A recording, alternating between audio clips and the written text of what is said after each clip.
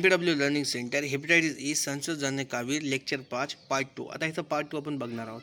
मित्रांनो, आज आपण काय काय बघणार आहोत? हेपेटायटिस ईचे लक्षणे, गुंतागुंत, निदान, उपचार, प्रतिबंध आणि लस. नमस्कार मित्रांनो, आपल्या मागील भागामध्ये आपण हेपेटायटिस ई म्हणजे काय, त्याचा रोगकारक, प्रसार, जिनोटाइप्स आणि इन्क्युबेशन पिरियड याचा अभ्यास केला. आजच्या भागामध्ये आपण या रोगाची लक्षणे, गुंतागुंत, निदान, उपचार, प्रतिबंध आणि लसीबद्दल सविस्तर माहिती घेणार आहोत. सर्वप्रथम लक्षणे समजून घेऊया. HEV हेपेटायटिस ई व्हायरसचा इन्क्युबेशन पिरियड पूर्ण झाल्यानंतर रुग्णामध्ये हळूहळू लक्षणे दिसू लागतात. सुरुवातीला रुग्णाला सौम्य ताप येऊ शकतो, त्यानंतर भूक कमी लागते, मरमर, उलट्या होणे आणि अशक्तपणा जाणू लागतो. काही रुग्णांना पोटदुखी, अंगाला खाज येणे, सांधेदुखी किंवा त्वचेवर पुरळही दिसू शकतो. रोग वाढत गेल्यानंतर सर्वात महत्त्वाचे लक्षण दिसते ते म्हणजे कावीळ. त्याचा आणि डोळे पिवळे पडतात, लघवीचा रंग गडद होतो, तर शौचाचा रंग फिकट दिसू शकतो. काही रुग्णांमध्ये यकृत थोडे मोठे होते आणि पोटाच्या उजव्या बाजूला दाब दिल्यास वेदना जाणू शकते. मित्रांनो, ही लक्षणे हेपेटायटिस ए सारखीच असू शकतात, त्यामुळे केवळ लक्षणावरून हेपेटायटिस ईचे निश्चित निदान करता येत नाही. प्रयोगशाळेतील तपासण्या करणे आवश्यक असते. आता एक अतिशय महत्त्वाचा मुद्दा पाहूया. बहुतेक रुग्णांमध्ये हेपेटायटिस ई हा स्वतःहून बरा होणारा आजार आहे. योग्य विश्रांती, पुरेसे पाणी आणि संतुलित आहार घेतल्यास रुग्ण काही आठवड्यात बरा होतो. परंतु काही रुग्णांमध्ये हा आजार गंभीर स्वरूप धारण करू शकतो. याला फुल्मिनंट हेपेटायटिस किंवा ॲक्यूट लिव्हर फेलर म्हणतात. अशा परिस्थितीत यकृताचे कार्य झपाट्याने बंद पडू शकते आणि रुग्णांचा जीव धोक्यात येऊ शकतो. आता एक अत्यंत महत्त्वाचा एक्झाम पॉईंट लक्षात ठेवा. हेपेटायटिस ई हा गर्भवती महिलांसाठी विशेष धोकादायक असतो. विशेषतः गर्भधारणेच्या दुसऱ्या आणि तिसऱ्या तिमाही संसर्ग झाल्यास गंभीर यकृत निकामी होण्याचा धोका वाढतो. गर्भपात, अकाली प्रसूती किंवा आईचा मृत्यू होण्याची शक्यता देखील वाढू शकते. म्हणून परीक्षेत हेपेटायटिस ई कोणत्या गटासाठी सर्वाधिक धोकादायक आहे असा प्रश्न विचारल्यास उत्तर असेल गर्भवती महिला, विशेष दुसऱ्या व तिसऱ्या तिमाहीतील. आता निदान समजून घेऊया. रुग्णाची लक्षणे, दूषित पाण्याचा इतिहास आणि परिसरात साथीची माहिती यावरून डॉक्टरांना हेपेटायटिस ईचा संशय येऊ शकतो.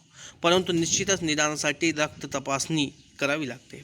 सर्वात महत्त्वाची तपासणी म्हणजे anti-HEV IgM अँटीबॉडी टेस्टची चाचणी पॉझिटिव्ह आल्यास अलीकडील HEV संसर्ग असल्याचं समजते. याशिवाय ALT आणि ASTची यकृताची एन्झाईम्स वाढलेली आढळतात. रक्तातील बिलिरुबिन वाढल्यामुळे कावीळ दिसते. विशेष परिस्थितीत RT-PCR चाचणी करून HEVचे RNA शोधले जाऊ शकते. ही चाचणी प्रामुख्याने विशेष प्रयोगशाळांमध्ये केली जाते. आता उपचार पाहूया. सध्या हेपेटायटिस ईसाठी कोणताही विशिष्ट अरायवल उपचार उपलब्ध नाही, त्यामुळे उपचार मुख्यतः सपोर्टिव्ह ट्रीटमेंट असतो. रुग्णाने पुरेशी विश्रांती घ्यावी, भरपूर स्वच्छ पाणी प्यावे, हलका व पौष्टिक आहार घ्यावा आणि डॉक्टरांच्या सल्ल्याशिवाय औषधे घेऊ नयेत. यकृतावर ताण येईल अशी औषधे टाळावीत. जर रुग्णामध्ये ॲक्यूट लिव्हर फेलरची लक्षणे दिसत असतील तर किंवा गर्भवती महिलेमध्ये गंभीर संसर्ग असेल तर रुग्णालयात दाखल करून उपचार करणे आवश्यक असते. आता प्रतिबंध समजून घ्यावा. आता हेपेटायटिस ई पासून बचाव करण्याचा सर्वात प्रभावी मार्ग म्हणजे सुरक्षित पिण्याचे पाणी. नेहमी उकळलेले किंवा शुद्ध केलेले पाणी पिया. हात साबणाने धुण्याची सवय लावा. उघड्यावर स्वच्छ करणे टाळा आणि स्वच्छ ठेवा. अन्न स्वच्छ ठेवा आणि योग्य प्रकारे शिजवून खा.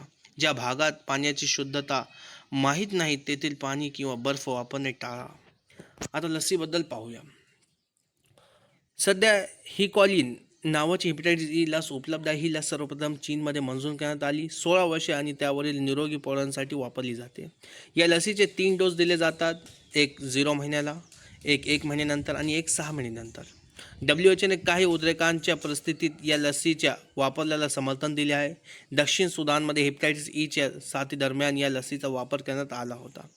आता MPWच्या दृष्टीने आपली भूमिका समजून घेऊया. MPW म्हणून सुरक्षित पिण्याच्या पाण्याबद्दल जनजागृती करणे, क्लोरिनेशनची माहिती देणे, स्वच्छतेच्या सवयीबद्दल शिक्षण देणे, संशयित रुग्णांची माहिती वरिष्ठांना देणे आणि साथीच्या काळात सर्वेक्षण करणे ही अत्यंत महत्त्वाची जबाबदारी आहे. आता शेवटी हेपेटायटिस ए आणि हेपेटायटिस ई मधील एक महत्त्वाचा फरक लक्षात ठेवूया. दोन्ही रोगांचा प्रसार दूषित पाण्याद्वारे होतो.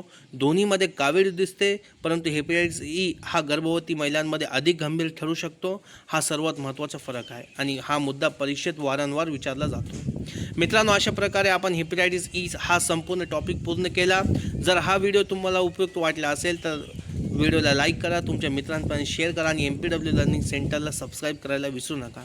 धन्यवाद. भेटूया आता पुढील टॉपिकमध्ये. थँक्यू.